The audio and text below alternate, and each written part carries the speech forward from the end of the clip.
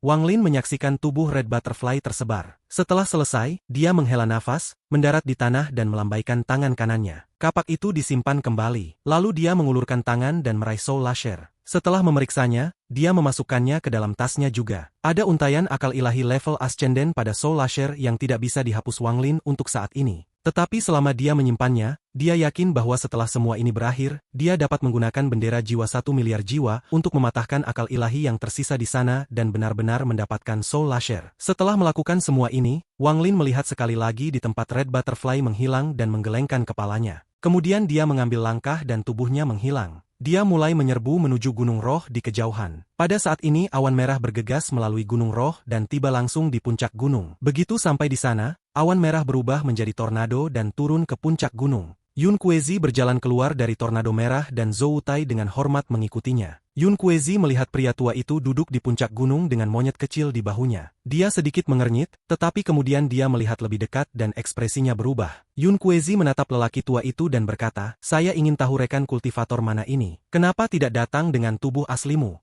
Pria tua itu membuka matanya. Dia dengan santai memandang Yun Kuezi dan berkata, "Kamu dan aku tidak saling kenal, jadi mengapa menjadi masalah jika aku datang dengan tubuh asliku atau tidak? Atau apakah Anda pikir Anda bisa mengenali orang tua ini?" Monyet kecil itu memekik Yun Kuezi dan matanya bersinar merah. Mata Yun Kuezi tenang saat dia melihat monyet itu dan kemudian dia tersenyum. Jadi itu boneka.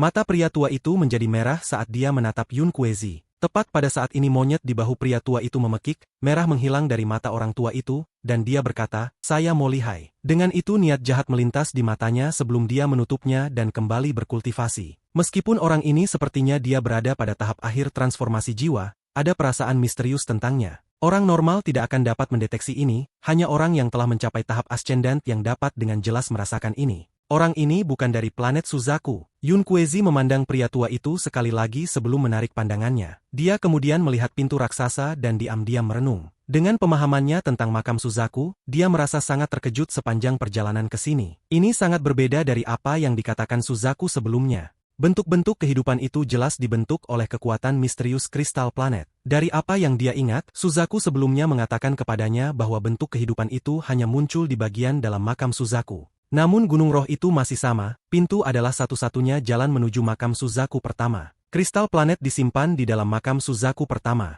Namun pintu ini tidak mungkin dibuka tanpa hati planet. Jika dia ingin masuk, dia harus menunggu sampai hancur sampai tingkat tertentu. Saat Yun Kuezi memeriksa pintu, ekspresinya sedikit berubah. Dia melihat ke bawah Gunung Roh dan kemudian menarik pandangannya. Tak lama setelah itu sosok Qian Feng dengan cepat bergerak dari bawah Gunung Roh ke atas. Ketika dia muncul, dia dengan sangat hati-hati menatap Yun Kuezi. Kemudian dia pindah ke samping dan menemukan sudut untuk duduk. Tidak butuh waktu lama sebelum beberapa orang datang. Dua dari mereka adalah Dukun 8 Daun. Ketika mereka tiba dan melihat Yun Kuezi, mereka sangat senang. Mereka dengan cepat mendatanginya dan berdiri di sampingnya dengan pandangan hormat. Ada juga seorang kultivator yang datang. Dia mengenakan jubah biru serta topeng ganas yang menutupi wajahnya. Topeng itu memancarkan aura biru yang mencegah indera ilahi untuk melewatinya. Setelah dia sampai di puncak gunung, dia melihat sekeliling dan kemudian duduk di samping. 1 jam kemudian 3 sinar cahaya bergegas melintasi langit menuju ke sini, tetapi tepat ketika 3 sinar cahaya mendekat, seluruh Gunung Roh bergetar. Pintunya juga bergetar hebat dan lebih banyak retakan muncul di sana. Pada saat ini bukan hanya Gunung Roh yang bergetar, tetapi seluruh makam Suzaku bergetar. Mirip dengan insiden pertama, sejumlah besar bumi runtuh menjadi kehampaan dan sejumlah besar keretakan muncul di mana-mana. Langit sama, keruntuhan terjadi di mana-mana. 3 sinar cahaya tidak pernah sampai ke Gunung Roh karena mereka bertiga mati karena keretakan yang tampak dekat dengan mereka. Getaran kali ini berlangsung lebih lama dari sebelumnya, itu berlangsung selama 30 napas sebelum berhenti. Selama waktu ini seluruh bagian luar runtuh menjadi kekosongan yang penuh dengan celah berbahaya. Masih ada kultivator yang mencoba memasuki makam Suzaku di kaki Gunung Suzaku, tetapi semua orang yang masuk langsung terbunuh oleh keretakan. Perlahan-lahan semakin banyak orang masuk, tetapi sepertinya makam Suzaku telah kehilangan batasannya sehingga menghalangi orang untuk masuk. Setelah beberapa saat, beberapa kultivator menyadari bahwa ada sesuatu yang salah. Akhirnya menjadi terlalu aneh dan tidak ada yang berani memasuki bagian itu lagi. Di mata mereka bagian itu telah menjadi binatang iblis yang melahap para kultivator. Jika Anda masuk, Anda akan mati. Di Gunung Roh di tengah makam Suzaku bahkan lebih banyak retakan muncul di pintu dan beberapa retakan terhubung bersama. Setelah getaran itu berakhir, mata Yun Kuezi bersinar dan dia melihat ke pintu. Kemudian dia mengaktifkan energi celestial dan melambaikan tangan kanannya. Sebuah cetakan tangan raksasa muncul dan mendarat di pintu. Dengan sekali tekan, pintu bergetar, tetapi retakan di atasnya tidak bertambah dan cetakan tangan hilang. Yun Kuezi mengerutkan kening dan dengan murung menunggu kehancuran selanjutnya. Namun tatapannya sesekali akan melihat kaki gunung seolah-olah dia sedang menunggu sesuatu. Pada saat ini sosok ungu berjalan dari kaki gunung. Orang ini adalah seorang wanita yang mengenakan kerudung ungu.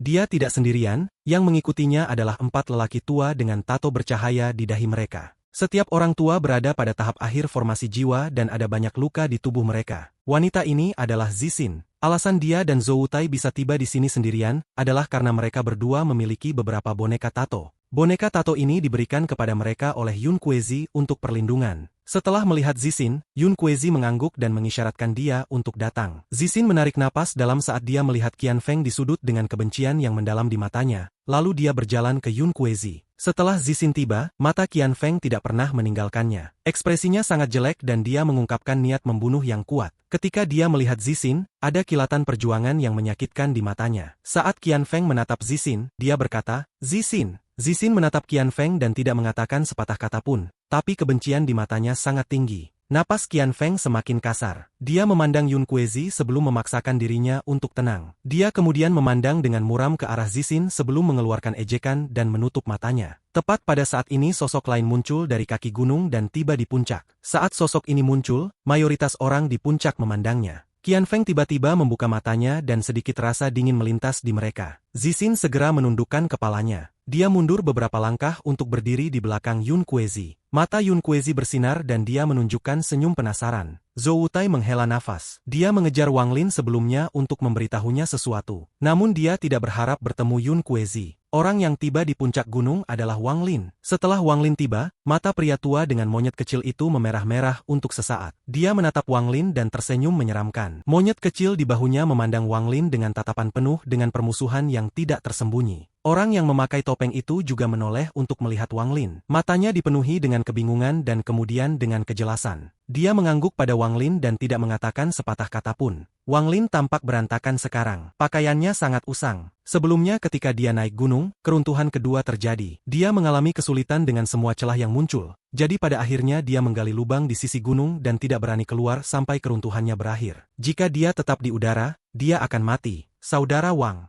Cheng Niu, Wang Lin. 3 panggilan berbeda datang dari orang yang berbeda di puncak gunung. Orang yang memanggilnya saudara Wang secara alami adalah Zhou Tai. Orang yang mengatakan Cheng Niu adalah Qian Feng dan untuk suara kuno terakhir, itu adalah Yun Kuezi. Wang Lin dengan tenang menatap semua orang sampai tatapannya akhirnya mendarat pada Yun Kuezi. Ini adalah pertama kalinya dia bertemu Yun Kuezi setelah mereka pergi terakhir kali. Tampilan berantakan dari sebelumnya benar-benar hilang. Yun Kuezi saat ini mirip dengan Zhu Kuezi. Mereka saling menatap, keduanya diam. Tak lama setelah itu, Wang Lin tersenyum pahit dan berkata, "Junior menyapa senior." Yun Kuezi menghela nafas. Dia menggelengkan kepalanya dan berkata, "Kamu juga datang ke sini." Wang Lin membuka tasnya dan sinar cahaya hitam terbang keluar dari sana. Di bawah komandonya, mereka terbang ke arah Yun Kuezi dan berubah menjadi ukiran kayu ketika mereka berada di dekatnya. Ukiran kayu ini semuanya sama dan mereka semua adalah pemuda yang sangat tampan. Permintaan senior telah diselesaikan oleh junior. Setelah itu Wang Lin duduk di sudut dan tidak lagi berbicara. Mata Yun Kuezi bersinar. Dia melambaikan tangannya dan semua ukiran kayu menghilang. Dia memandang Wang Lin sekali lagi sebelum mengalihkan pandangannya kembali ke pintu. Wang Lin tidak tertarik pada bagaimana Yun Kuezi bisa memasuki tempat ini. Setelah semua, klan abadi telah ada sejak lama dan dia bukan tipe yang harus menemukan jawaban untuk semuanya. Wang Lin sudah menyerah untuk mendapatkan kristal planet. Dia hanya ingin bagian jiwanya kembali.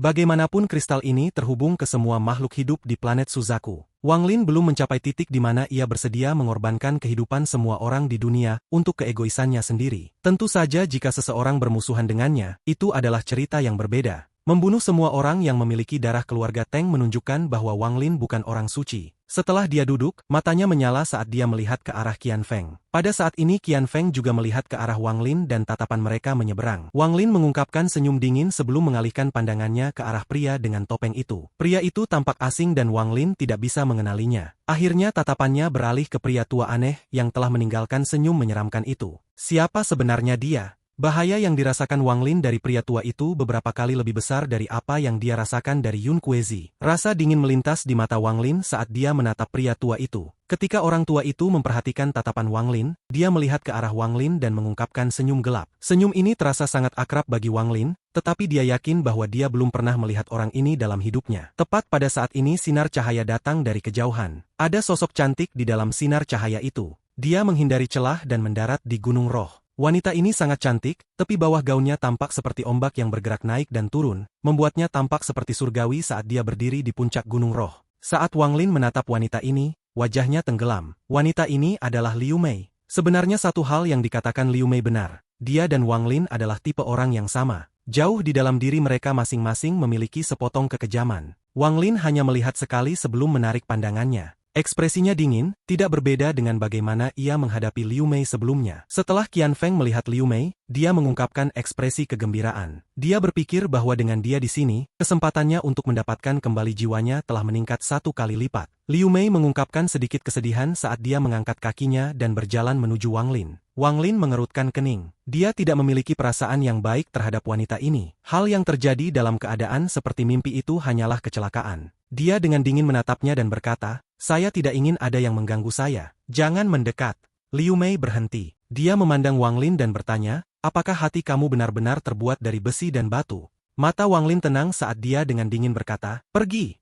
Liu Mei mulai menertawakannya. "Lalu, status apa yang dimiliki Limuan di hatimu?" Mata Wang Lin dipenuhi dengan niat membunuh saat dia berkata, "Meskipun domain Anda telah selesai, jika saya ingin membunuh Anda, itu tidak akan sulit. Jangan mulai mencari mati." Tujuan kata-kata Liu Mei adalah untuk menghancurkan hati Dao Wang Lin, tetapi dia tidak tahu bahwa Limuan adalah tabu bagi Wang Lin. Dia akan membunuh siapa saja yang menyebut namanya. Jika bukan karena fakta bahwa ini bukan tempat yang baik, dia pasti sudah mengambil bendera jiwa dan membunuh wanita ini. Wang Lin sangat peduli dengan beberapa hubungannya, tapi dia bersikap dingin terhadap orang asing. Dia adalah pria yang terbuat dari besi dan batu, ini sama sekali tidak salah. Liu Mei samar-samar tersenyum, lalu dia berbalik dan berjalan menuju Qian Feng. Wang Lin menarik pandangannya dan kemudian melihat pria tua itu menatapnya. Mungkinkah orang ini dirasuki? Jantung Wang Lin berdetak kencang. Dia berpikir bahwa ini adalah satu kemungkinan. Jika tidak mungkin orang ini akan membuatnya merasakan keakraban seperti itu. Jika Wang Lin hanya manusia biasa, dia tidak akan berpikir sebanyak ini hanya dari senyum. Bahkan jika dia adalah seorang kultivator tingkat rendah,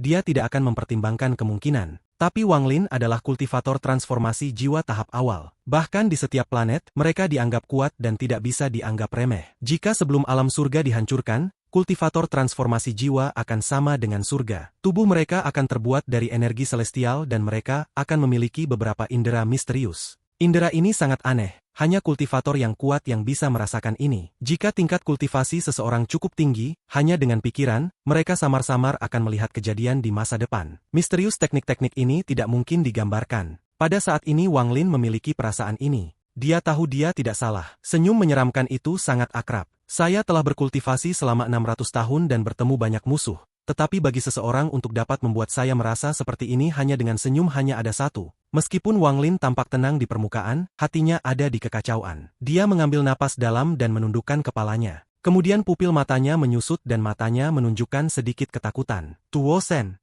Wang Lin merasa tubuhnya menjadi dingin. Ketika berbicara tentang orang yang paling ditakuti Wang Lin di planet Suzaku, Zhu Kuezi bahkan bukan orang nomor 1.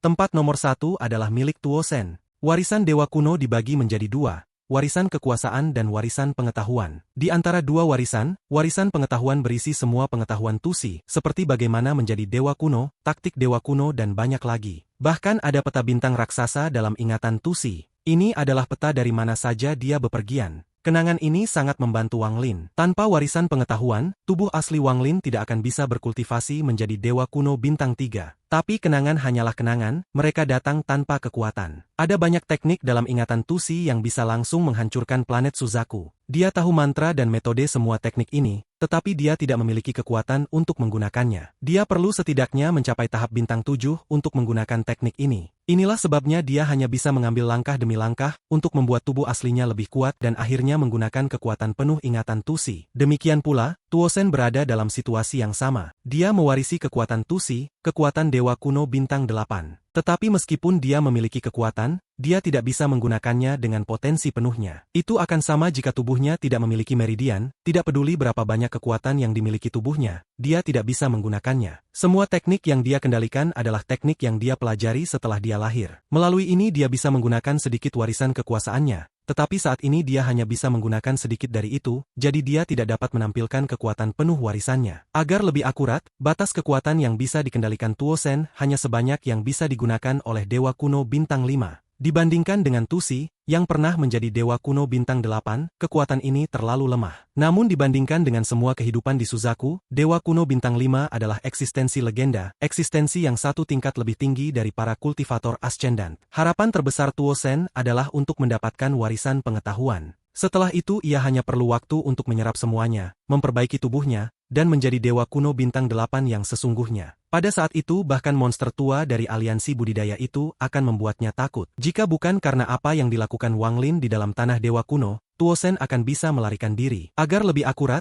dia adalah Tusi, tapi dia hanya bagian dari pikiran iblis yang muncul ketika Tusi gagal teknik pembagian indera ilahi. Dia bertekad untuk menangkap Wang Lin. Wang Lin mengangkat kepalanya dan dengan santai memindai pria tua itu. Kali ini pandangannya terfokus pada monyet kecil. Setelah punya ide kali ini, Wang Lin segera bisa melihat melalui mereka. Cahaya merah yang muncul di mata monyet kecil adalah aura unik dari orang-orang di dalam lautan darah. Wang Lin merasa sangat pahit di hatinya. Dia memikirkan Bongkok Meng, Kaisar Kuno, dan yang lainnya. Mereka semua mati atau menjadi kultivator di lautan darah. Selain itu ada para kultivator kuno. Mereka lahir sebelum setiap kultivator tiba di planet Suzaku. Tingkat kultivasi orang-orang itu juga sangat tinggi. Namun dengan pengalaman Wang Lin saat ini, dia bisa menebak bahwa mereka belum melewati tahap ascendant. Pasti karena beberapa pembatasan yang ditetapkan oleh tanah Dewa Kuno yang mencegah peningkatan tingkat kultivasi mereka selama bertahun-tahun. Namun di tangan mereka ada beberapa teknik yang tidak diketahui oleh generasi mendatang. Begitu mereka menggunakannya, kekuatan mereka akan meningkat tajam. Tuo Sen, dia belum sepenuhnya bebas atau tidak perlu memiliki orang seperti ini. Dia akan keluar untuk menemukan saya secara pribadi. Namun mengapa dia tidak datang ke sini daripada memburuku? Mungkinkah dia juga mengejar kristal planet? Hati Wang Lin bergetar. Mungkinkah bahwa kristal planet bisa membebaskannya sepenuhnya dari belenggu tanah Dewa Kuno? Mata Wang Lin berbinar. Tepat pada saat ini Gunung Roh mulai bergetar sekali lagi dan serangkaian gemuruh-gemuruh bergema dari langit. Keruntuhan muncul untuk ketiga kalinya. Sejumlah besar bagian dalam makam Suzaku runtuh menjadi keretakan yang tak terhitung jumlahnya. Kultivator dan anggota klan abadi yang tidak dapat menemukan Gunung Roh semuanya mati.